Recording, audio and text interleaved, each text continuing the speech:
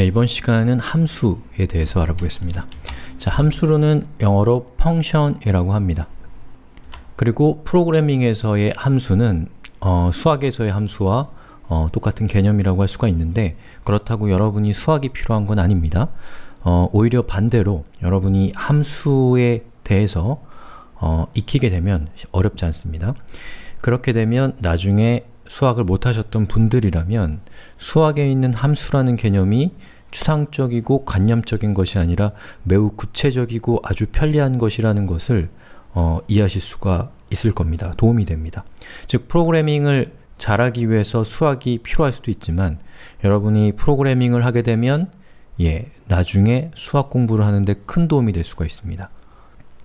이 학문이라는 것이 꼭 어떤 공부해야 되는 순서가 있는 것은 아니기 때문에 어떠한 것을 공부하면 또 그 개념을 파악하면 다른 쪽에 있는 연결되어 있는 개념을 파악하는 데도 자연스럽게 도움이 되는 것이죠.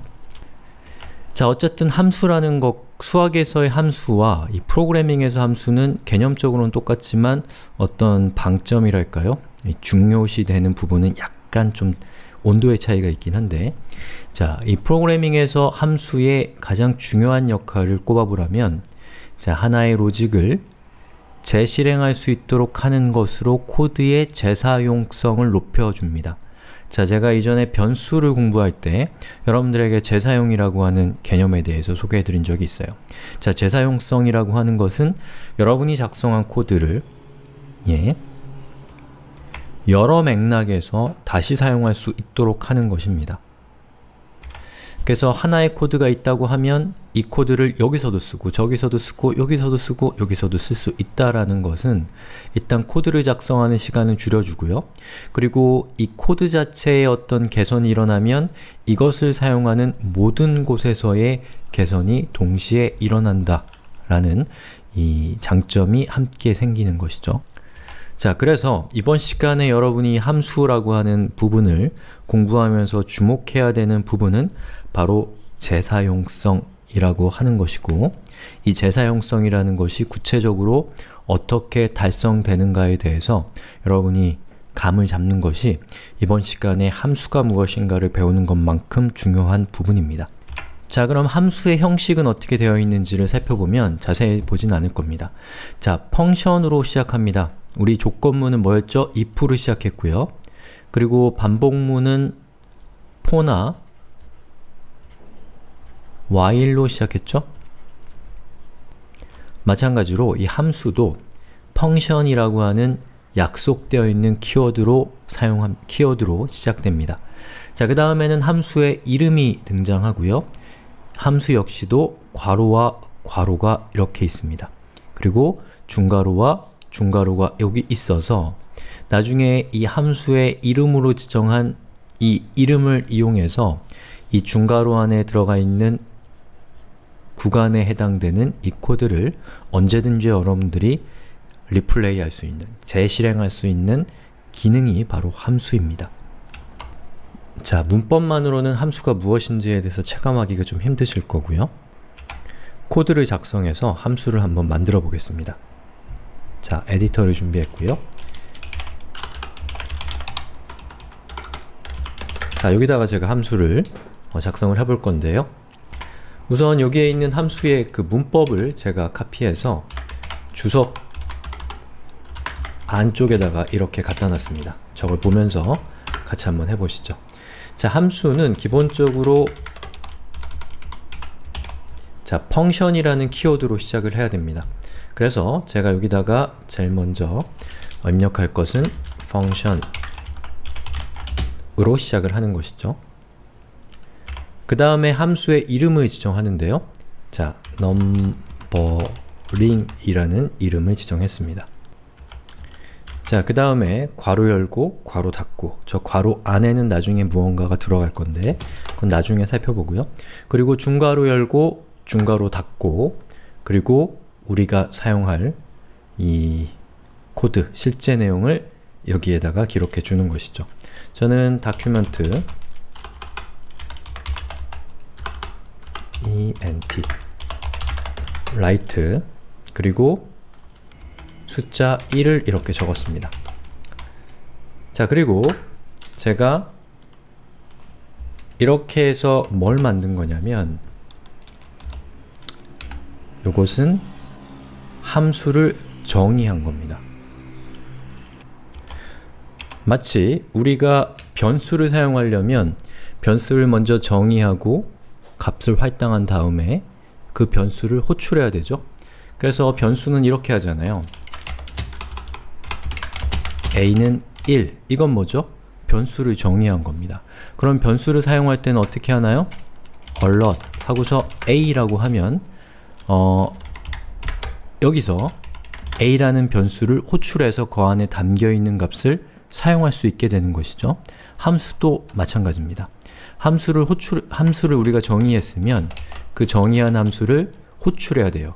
그때는 변수와 비슷하게 그 함수의 이름을 적어주면 되는데 함수는 변수와 다르기 때문에 약간 문법이 좀 다릅니다.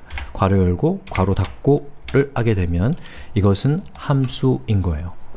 그래서 만약에 괄호가 없다, 여기 있는 괄호가 없다고 하면 이 넘버링이라고 하는 것은 자바스크립트가 변수라고 인식할 겁니다. 하지만 뒤에 괄호가 있기 때문에 자바스크립트는 함수 넘버링을 찾아서 바로 이거죠. 그 함수를 호출하게 되는 거예요. 자, 그럼 제가 이거를 한번 호출을 해보겠습니다. 자, 보시는 것처럼 숫자 1이 출력됐죠.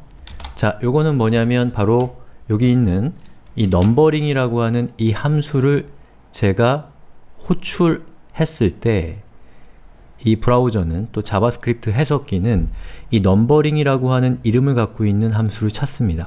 그러면 얘죠. 그러면 얘가 가지고 있는 내용, 즉 중괄호와 중괄호 사이에 있는 이 내용을 실행하게 되는 겁니다. 자, 그 결과가 무엇이냐면 바로 1이라는 숫자를 화면에 출력한 것이죠.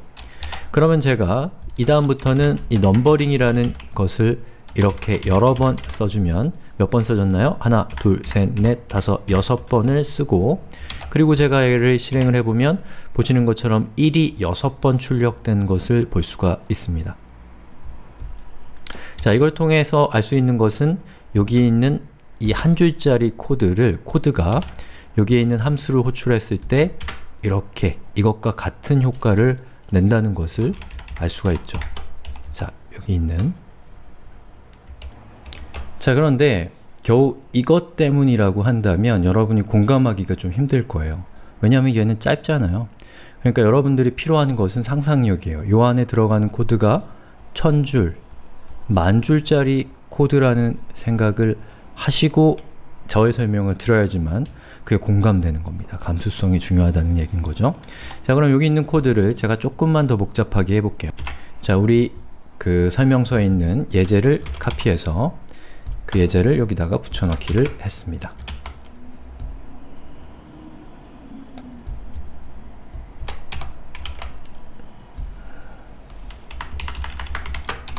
자, 이 코드죠. 그러면 얘는 어떻게 되나요? 바로 이 넘버링이 호출될 때 여기 있는 이만큼의 코드가 실행이 되는 거죠. 그래서 얘는 어떻게 동작하나요? i가 0부터 10보다 작을 때까지 일씩 증가하면서 그 값을 화면에 출력한다는 거죠. 자, 그러면 이걸 실행을 시키면 0부터 9까지가 화면에 출력될 겁니다. 그렇죠?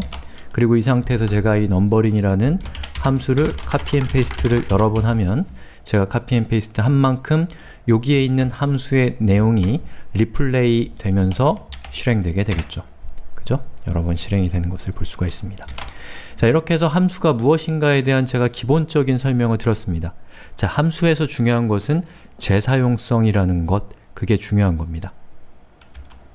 그래서 재사용성이 높기 때문에 제가 여기 있는 숫자를 10에서 20으로 바꿔주면 자, 이 함수를 사용하고 있는 모든 곳에서 그 변경이 반영된다.